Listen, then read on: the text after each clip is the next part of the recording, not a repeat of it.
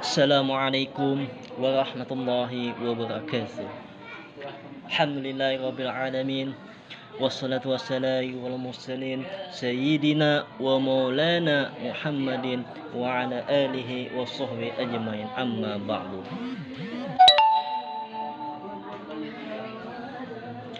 Puja dan puji syukur kita kehadiran Allah Subhanahu wa taala yang mana telah memberikan kita kenikmatan, baik itu kenikmatan jasmani dan rohani, sehingga kita bisa berkumpul, ya, sehingga kita bisa melaksanakan kuliah online, ya. Kuliah online baik itu diskusi, ya, diskusi. Kami dari kelompok 2 akan menjelaskan, ya, makalah yang kami susun, yaitu nama-nama kelompok 2 itu Saudari Mia, Saudari Halimatus Sa'diyah, dan Saudara Muhammad Nur Hilmi Fuati, ya. Yang berjudul itu Asal Mula Kehidupan, Teori Evolusi Bumi dan Alam Semesta. Dan yang akan dijelaskan yang pertama itu oleh Saudari Halimatus Sa'diyah, dan akan diteruskan yaitu Saudari Ilmiah, dan akan ditambahi oleh Saudara Muhammad Nur Helmi Fuadi, yang akan menjelaskan tentang masalah kehidupan, ya, tentang masalah asal mula kehidupan bumi dan alam semesta. Teori asal mula kehidupan. Untuk hal ini akan terdapat beberapa teori. Untuk teori yang pertama itu adalah teori abiogenesis. Teori ini menyatakan bahwa kehidupan terjadi secara spontan atau generasi spontania dan berasal dari materi tak hidup atau benda mati. Pencetus dari teori ini adalah Aristoteles pada tahun 384 sampai 332 sebelum Masehi, kemudian didukung oleh John Needham pada pertengahan 1700. Dalam hal ini, Aristoteles melakukan sebuah percobaan dengan cara memanaskan kaldu, kemudian menuangkannya ke dalam tabung reaksi. Setelah kaldu tersebut didiamkan dalam beberapa hari, di dalamnya terdapat bakteri. Untuk hal ini dapat membuktikan bahwa bakteri yang berupa organisme berasal dari kaldu yang merupakan benda mati. Untuk teori yang kedua yaitu adalah teori biogenesis yang menyatakan bahwa kehidupan berasal dari kehidupan sebelumnya. Untuk pertama yang melakukan eksperimen dari teori ini adalah Francesco Redi pada tahun 1626 sampai 1697. Hal ini, Francesco Redi melakukan sebuah eksperimen dengan menggunakan 3 toples. Untuk toples yang pertama, toplesnya diisi dengan sekerat daging, kemudian ditutup dengan rapat. Sedangkan untuk toples yang kedua, juga diisi dengan sekerat daging, tapi ditutup dengan kain kasa. Nah, untuk toples yang ketiga, juga sama-sama diisi dengan sekerat daging, tapi tidak tertutup atau toplesnya yang terbuka. Setelah didiamkan dalam beberapa hari, untuk toples yang pertama itu tidak terdapat lalat yang mengelilingi toples tersebut, juga dagingnya tidak busuk. Sedangkan untuk toples yang kedua itu ada lalat yang mengelilingi di atas dan ada sedikit yang tumbuh di atas daging. Dan untuk toples yang ketiga, untuk toples yang terbuka itu terdapat lalat yang hinggap di atasnya, kemudian di daging itu terdapat banyak belatung yang tumbuh di daging. Dalam hal ini membuktikan bahwa belatung yang dari daging adalah karena induk lalat yang bertelur menghasilkan belatung di atas daging. Kesimpulannya, belatung hanya tumbuh dari daging yang disinggahi lalat untuk bertelur. Yang ketiga yaitu adalah teori evolusi kimia. Pada teori ini menyatakan bahwa kehidupan diawali oleh senyawa-senyawa organik di atmosfer. Ahli dalam teori ini adalah A.I. Overeem, J.B.S. Halden, dan Stanley Miller.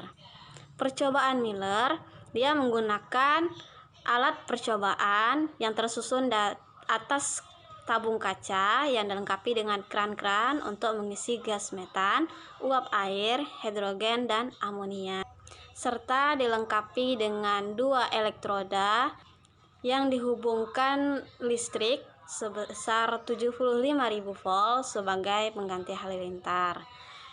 Setelah beberapa hari, di dalam penampungan pun terdapat asam amino. Itulah percobaan yang dilakukan oleh Miller. Itu adalah teori evolusi biologi dan asal-usul kehidupan yang merupakan perkembangan dari teori sebelumnya, yaitu adalah evolusi kimia. Dalam hal ini dimulai dengan adanya subprimordial atau subpurba. Kemudian terbentuk materi genetik dan membran sel. Setelah itu terbentuknya replikasi RNA, kemampuan translasi menjadi polipeptida. Setelah itu terbentuklah protobion. Kemudian kemampuan replikasi protobion. Setelah itu protobion tergantikan oleh organisme prokariot. Kemudian munculnya organisme autotrof, sehingga selanjutnya muncullah organisme heterotrof. Itu adalah teori evolusi biologi yang sudah dikembangkan. Dan untuk yang kelima itu adalah teori pembentukan eukariot dan prokariot. Dalam hal ini terdapat 2 teori lagi. Yang A yaitu adalah teori pelekukan membran atau membrane unfolding. Pada hal ini, semua organel bermembran pada sel eukariot, kecuali mitokondria dan kloroplas. Terbentuk dari pelekukan membran ke arah dalam dan membentuk membran inti dan retikulium endoplasma. Untuk yang kedua itu adalah teori endosimbiosis. Pada hal ini pembentukan mitokondria dan kloroplas yang berasal dari penggabungan atau simbiosis sel prokariot ke dalam sel prokariot lain yang lebih besar. Inilah 5 teori yang ada di dalam teori asal mula kehidupan. B. Teori evolusi. Yang pertama adalah teori evolusi yang dikemukakan oleh Lamarck pada tahun 1809, yang menyatakan bahwa setiap makhluk hidup itu berevolusi atau berubah dari satu bentuk ke bentuk lainnya sebagai respon terhadap perubahan lingkungannya. Nah, menurut Lamarck, di masa lalu jerapah hanya ada satu jenis, yaitu jerapah dengan leher pendek. Karena makanan jerapah ini ada di pucuk daun yang tinggi, mau tidak mau jerapah harus berusaha untuk menggapai dedaunan tersebut. Jerapah pun menguatkan otot lehernya dan menggunakan secara maksimal sehingga lehernya menjadi panjang. Sifat jerapah berleher panjang ini pun kemudian diwariskan kepada keturunannya sehingga semua jerapah yang kita lihat saat ini itu berleher panjang. Nah, yang kedua adalah teori evolusi Darwin yang menyatakan bahwa setiap makhluk hidup itu secara perlahan berevolusi sebagai adaptasi terhadap lingkungannya, atau dengan kata lain spesies yang hidup sekarang berasal dari spesies yang hidup di masa lalu. Nah, di teori Darwin ini juga berpendapat pada jerapah, yaitu pada masa lalu jerapah ada 2 jenis, jerapah leher panjang dan jerapah leher pendek. Kedua jerapah ini sama-sama mengambil makanan dari pucuk ranting. Lama-kelamaan, daun yang berada di bagian bawah mulai habis dan tersisa daun di batang pohon yang tinggi. Akibatnya, 2 spesies jerapah ini pun berkompetisi untuk mengambil daun tersebut. Akhirnya, karena jerapah yang berleher pendek tersebut kesulitan untuk menggapai dedaunan tinggi, akhirnya spesies jerapah ini mati sehingga menyisakan jerapah leher panjang yang kita lihat saat ini. Bukti evolusi. Yang pertama adalah fosil, dapat berupa tulang belulang atau jejak yang membantu dalam proses pembuktian evolusi tersebut. Contohnya yaitu ditemukannya fosil kuda pertama yang diperkirakan hidup sekitar 60 juta tahun yang lalu pada zaman Eosin. Kuda pertama ini diberi nama dengan Hyracotherium atau Ehippus. Dari kerangka fosil yang ditunjukkan bahwa kuda pertama berukuran sebesar kucing, kemudian berevolusi menjadi kuda berukuran seperti sekarang ini. Yang kedua adalah homologi. Homologi adalah struktur tubuh dengan fungsi berbeda tetapi mempunyai bentuk asal yang sama. Contohnya adalah perbedaan antara tungkai depan burung dengan kuda atau anjing tetapi memiliki struktur tulang yang mirip. Nah, bukti yang ketiga adalah embriologi perbandingan atau ilmu yang mempelajari tentang perkembangan embrio atau perkembangan organisme dari sel telur menjadi embrio yang memiliki kesamaan. Contohnya adalah kesamaan perkembangan embrio ikan dengan hewan dan manusia. Selanjutnya, biokimia dan genetika. Bukti biokimia adalah organisme yang memiliki kekerabatan dekat, biasanya memiliki protein dengan urutan asam amino yang sama, yaitu dengan 20 jenis asam amino untuk setiap makhluk hidup.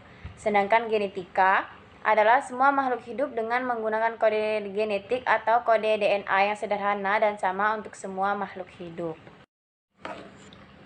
Nah, yang kelima adalah seleksi alam yang teramati. Contohnya ngengat bison betularia.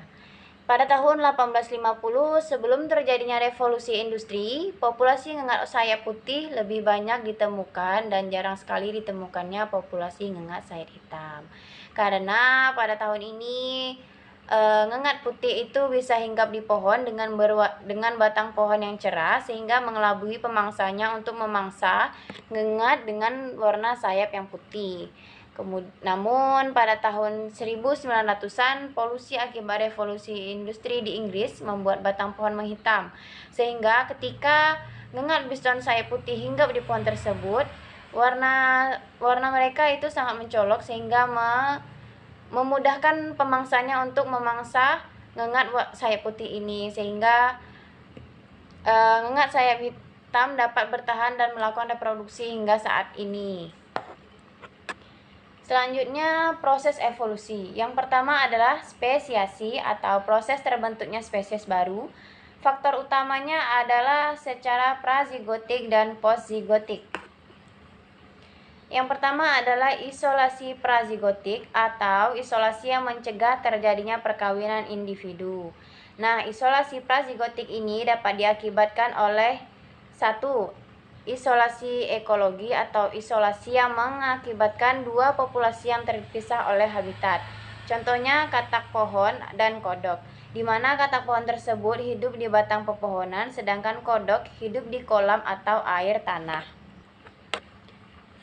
Yang kedua adalah isolasi perilaku, di mana dua populasi yang berkerabat tetapi memiliki perbedaan dalam perkawinan, baik berupa suara, tingkah laku, dan sekresi kimia. Contohnya adalah burung dan ikan.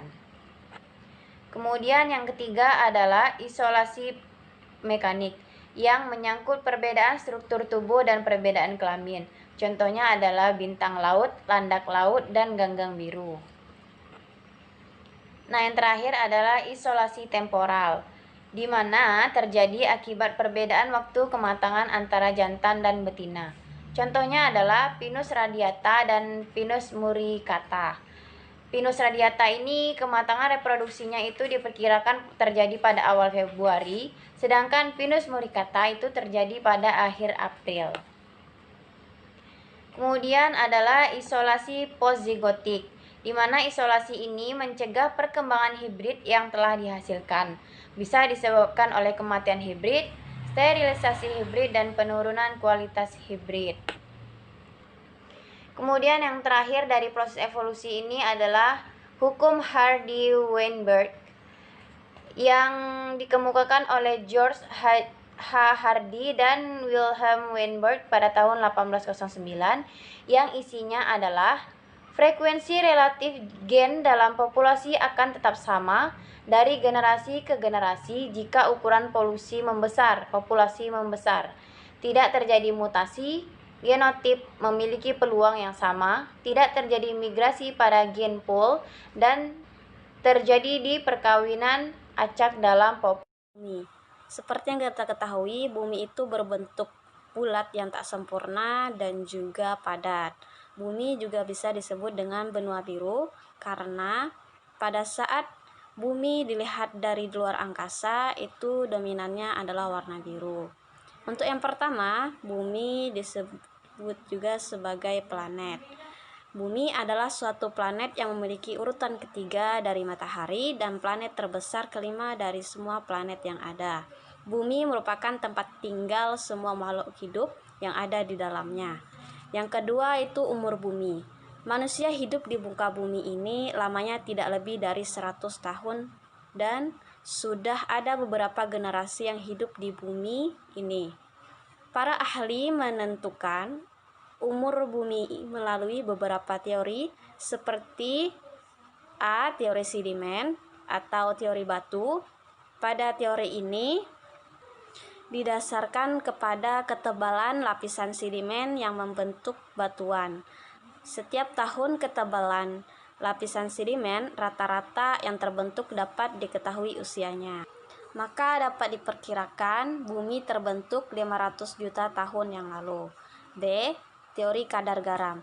Usia bumi dapat diduga berdasarkan kandungan garam di laut. Maka dinyatakan bahwa kadar garam saat ini lebih kurang 320. Maka umur bumi diperkirakan telah berumur 1000 juta tahun. Teori termal. Teori ini menggunakan dasar perhitungan suhu bumi. Bumi merupakan batuan yang panas, kemudian kelamaan mendingin. Dengan mengetahui massa dan suhu bumi ini, seorang ahli fisika yang bernama Elvin menduga bahwa batuan yang sangat panas pada permulaannya membutuhkan waktu 20.000 juta tahun. Untuk yang D, teori radioaktivitas. Teori ini dideteksi melalui unsur-unsur radioaktif dan perhitungan ini dibutuhkan pengetahuan tentang waktu paruh unsur-unsur radioaktif. Dari teori ini dapat disimpulkan usia bumi kurang lebih 5.000 sampai 7.000 juta tahun. 3. Struktur bumi. Untuk yang pertama yaitu adalah atmosfer atau lapisan udara.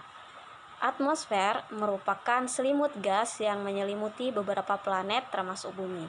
Atmosfer terletak di luar angkasa dan berada di lapisan luar bumi. Atmosfer berfungsi untuk mengatur proses penerimaan panas matahari, menyerap dan memantulkan panas yang dipancarkan matahari.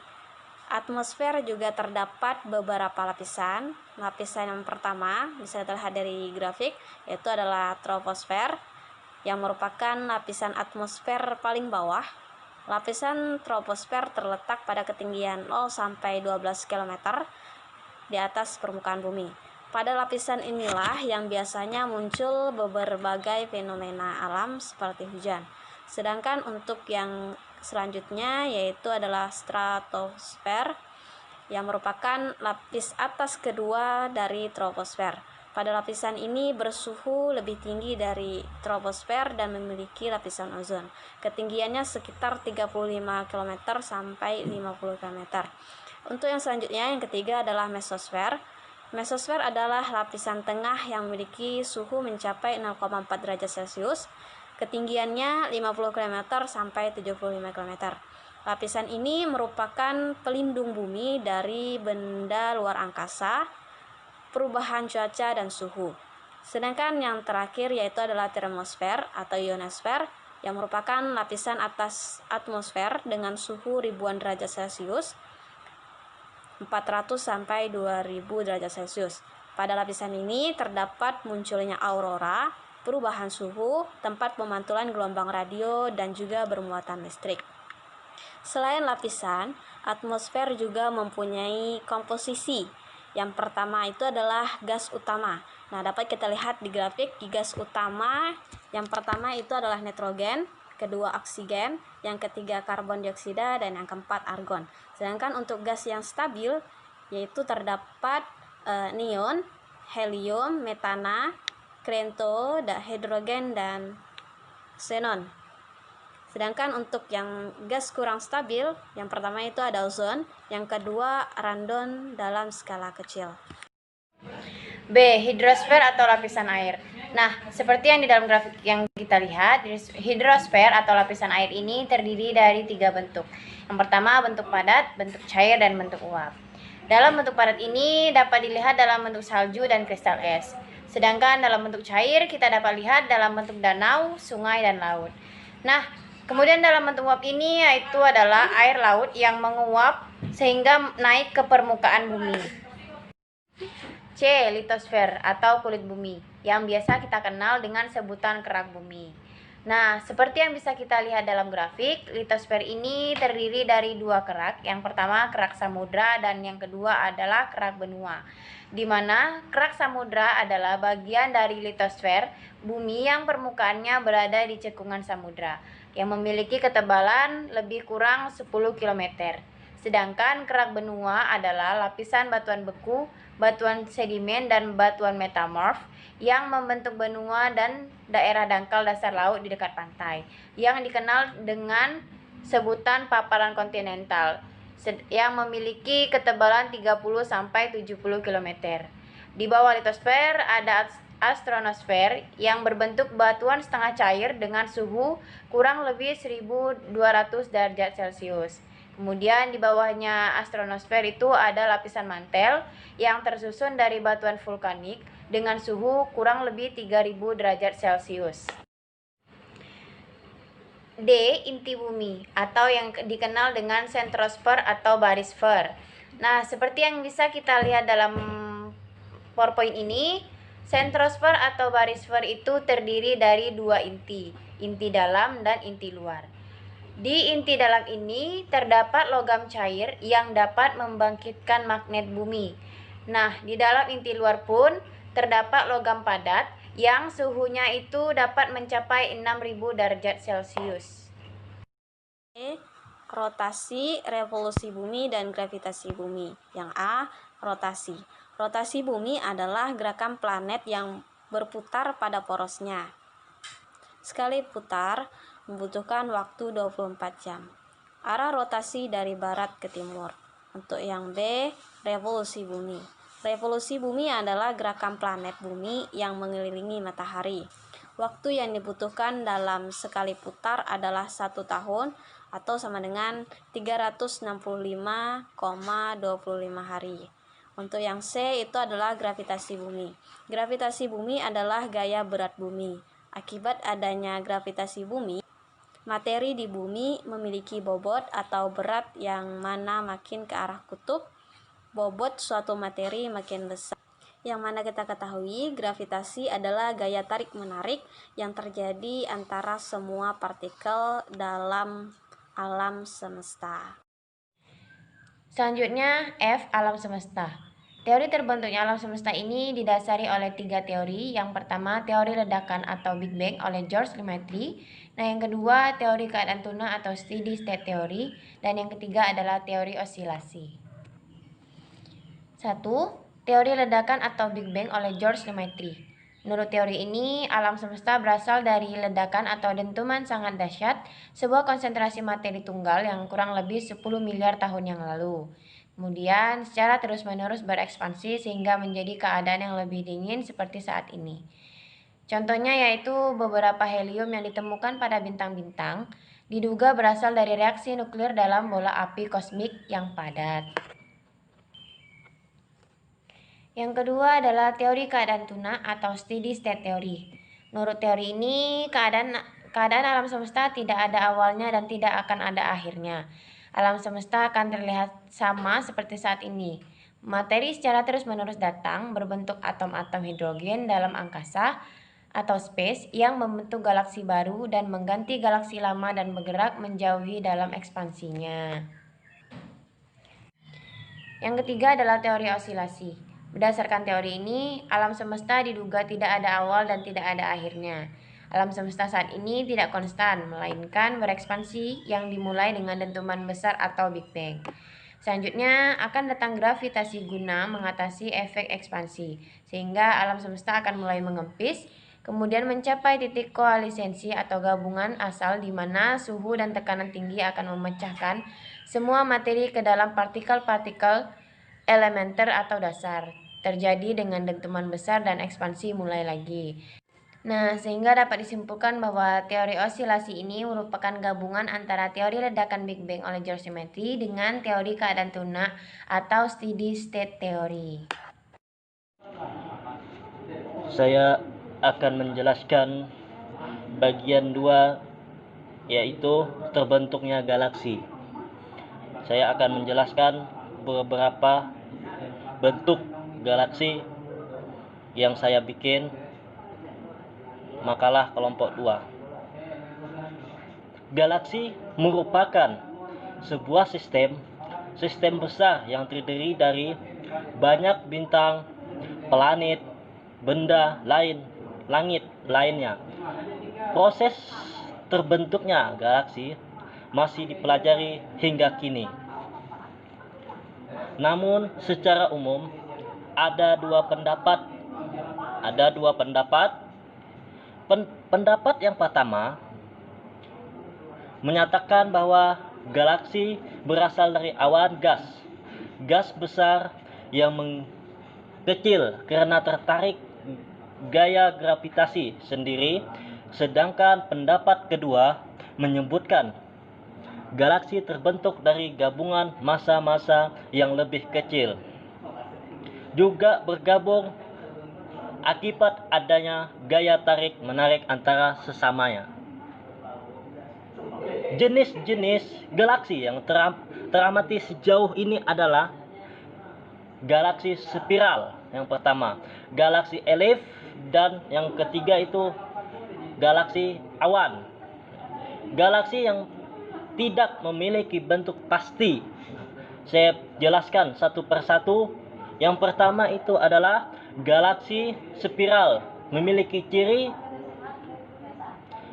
satu, memiliki pusat galaksi, dan yang kedua itu memiliki lengan spiral, dan yang ketiga memiliki kecepatan rotasi yang relatif tinggi.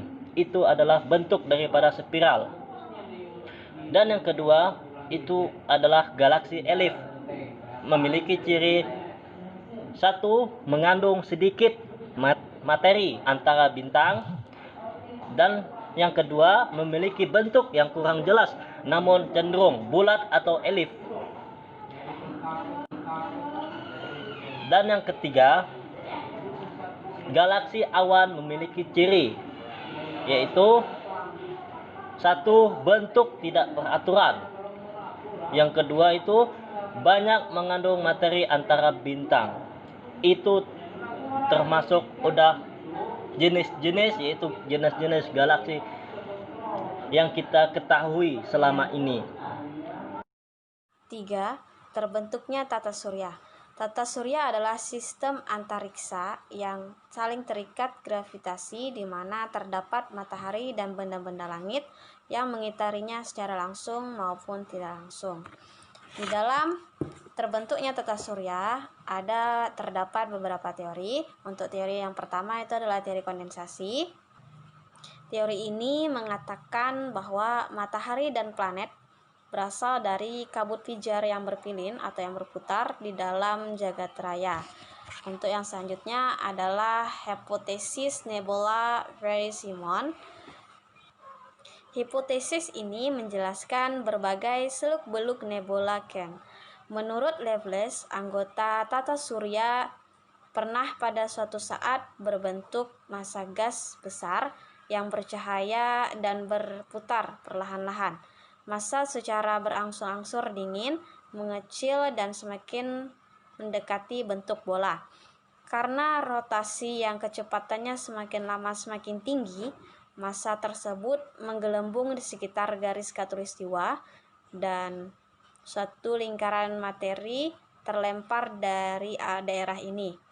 Lingkaran itu menjadi dingin, mengecil, dan akhirnya menjadi planet dengan orbit pada bidang yang semula di tempatnya. Lalu, sebuah lingkaran dan sebuah lagi terlempar keluar dari pusat massa dan masing-masing menjadi seluruh planet. Akhirnya, semua planet terbentuk. Untuk yang selanjutnya yaitu adalah hipotesis planetesimal. Pada tahun 1900, seorang astronom Boris Ray Molen dan seorang ahli geologi T.C. Chamberlain dari Universitas Chicago mengemukakan suatu teori baru yang diberi nama hipotesis planetesimal. Pada hipotesis ini adalah benda padat kecil yang mengelilingi suatu inti yang bersifat gas. Selanjutnya adalah teori pasang. Pada tahun 1918, Sir James dan Sir Horace Jeffreys menyusun teori pasang. Teori ini berdasarkan ide benturan berbeda dengan Moulton dan Chamberlain. Keduanya tidak percaya bahwa planet berasal dari sejumlah besar benda alam kecil-kecil atau planetesimal. Planet itu langsung terbentuk dari massa gas asli yang ditarik dari matahari oleh bintang yang lewat dan bukan oleh penyusunan benda alam yang besar dan padat dari berbagai unsur kecil. Menurut teori pasang, pada waktu bintang mendekat atau bahkan menyerempet matahari, tarikan gravitasinya menyedot elemen gas berbentuk cerutu pandang dari matahari, sebuah filamen yang besar pada bagian tengahnya dan mengecil pada bagian ujungnya. Selanjutnya, teori awan debu. Teori ini mengatakan bahwa sistem tata surya semua merupakan awan luas yang terdiri atas debu dan gas kosmos yang diduga berbentuk piring. Untuk selanjutnya adalah hipotesis nebula lain. Pada dahulu pernah ada nebula yang berbentuk suatu piringan yang luas sekali dengan proto-matahari atau calon matahari berada di tengah-tengahnya. Untuk selanjutnya adalah modifikasi teori nebula. Pada teori ini berpendapat bahwa suatu lapisan materi bersifat gas pernah muncul keluar sampai jauh sekali dari garis khatulistiwa matahari zaman purba. Untuk yang terakhir itu adalah teori Leigh-Letton. Menurut Leigh-Letton, matahari itu berasal dari suatu bintang kembar dan kedua bintang itu mengelilingi suatu pusat gravitasi. Itulah sebab terbentuknya tata surya dari beberapa teori. Dan saya akan menjelaskan lagi bagian yang keempat, itu adalah bagian-bagian tata surya. Saya akan menjelaskan satu persatu, yaitu bagian-bagian tata surya itu terdiri ada 6 macam ya. Terdiri dari 6 macam. Yang pertama itu adalah bintang, planet, satelit, komet, dan asteroid ya, atau matahari. Insyaallah saya akan menjelaskan satu persatu.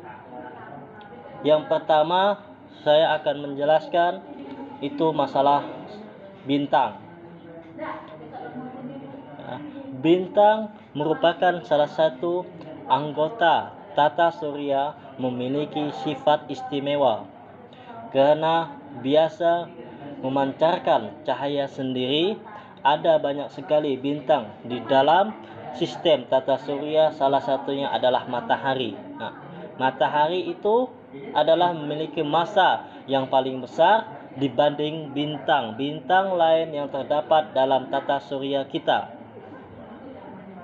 Karena masanya inilah gaya gravitasi matahari mampu membuat planet-planet dan benda-benda langit lainnya beredar pada lintasan tertentu. Dan yang kedua itu planet.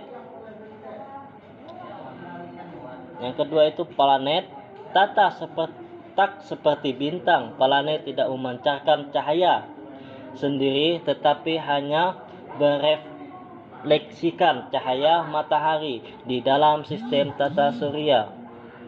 Planet-planet memiliki massa dan gravitasi yang cukup sehingga bisa membentuk struktur bulat dan memiliki lintasan orbit yang bersih, tidak memiliki benda langit lainnya di dalam orbitnya.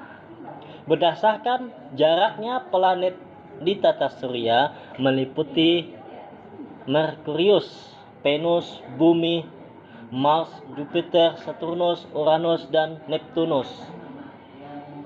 Ya, itu ada gambarnya, lingkaran seperti bulan, ya. Nanti bisa dilihat di gambar yang kami telah buat. Dan yang ketiga itu adalah satelit. Satelit merupakan anggota tata surya yang selalu mengitari planet. Semua satelit akan bergerak mengelilingi matahari bersama dengan planet yang diputarinya. Selain melakukan itu, satelit juga berputar mengelilingi matahari bersama dengan planet yang diputarinya. Selain melakukan itu, satelit juga berputar pada porosnya dan memutari planet yang diiringinya. Berdasarkan keberadaan satelit di tata surya dibagi menjadi dua jenis. Dua jenis yaitu yang pertama satelit alami dan satelit buatan. Ya, satelit bumi merupakan satelit yang diciptakan oleh Tuhan dan bisa bergerak dengan sendirinya tanpa bantuan tangan manusia. Sementara satelit buatan adalah satelit buatan manusia yang diluncurkan dalam orbit yang pasti. Mereka digunakan untuk ramalan cuaca, telekomunikasi, pertanian, dan lain-lainnya.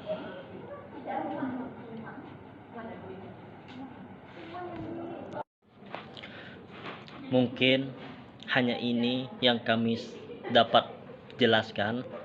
Kami dari kelompok 2, kalau ada kekurangan ataupun kurang paham apa yang telah kami jelaskan, silahkan bertanya kepada kami. Insya Allah kami akan menjawab sebisa kami. Kami akhiri. Assalamualaikum warahmatullahi wabarakatuh.